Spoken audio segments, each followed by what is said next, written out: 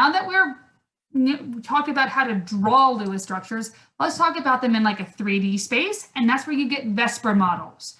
VSEPR stands for Valence Shell Electron Pair Repulsion Model, and it's based on the arrangement that minimizes the repulsion of shared and unshared pairs of electrons around the central atom. Basically, electrons don't want to be super close to each other, but when you make a compound, they have to be squished close together.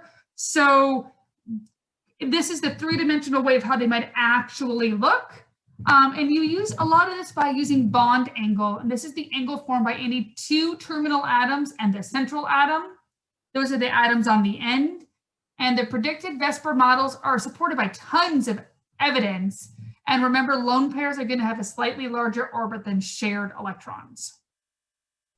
Okay, so let's look at some VSEPR models. So here's a good chart. And these models are really talking about formations where there's just a central and terminal atoms. We're not going to look deeply into multi-chain VSEPR models where there might be more than one central atom. So if you have a central atom and two elements, so that's two pairs and two shared pairs, your bond angle is going to be 180 degrees and your molecular shape is going to be linear.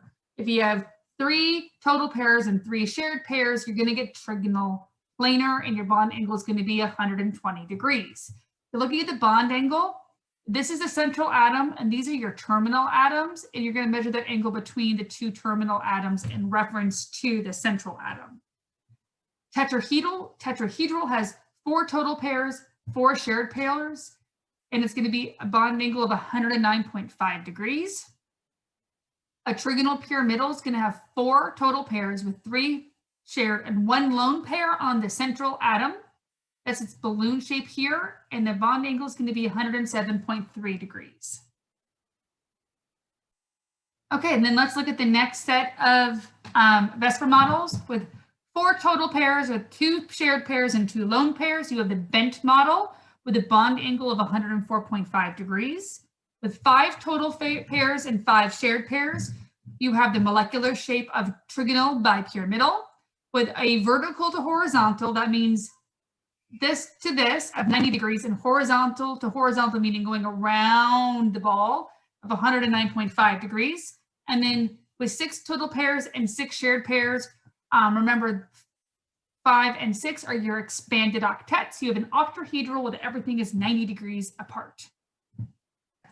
So one last part of the VSEPR model is hybridization. And this is the process in which atomic orbitals are mixed to form new identical hybrid orbitals. Basically, when you're making bonds and you're sharing things, you're not necessarily going to always get a S and a P or a P and a P put together. So you make these orbitals where they have that overlapping sharing.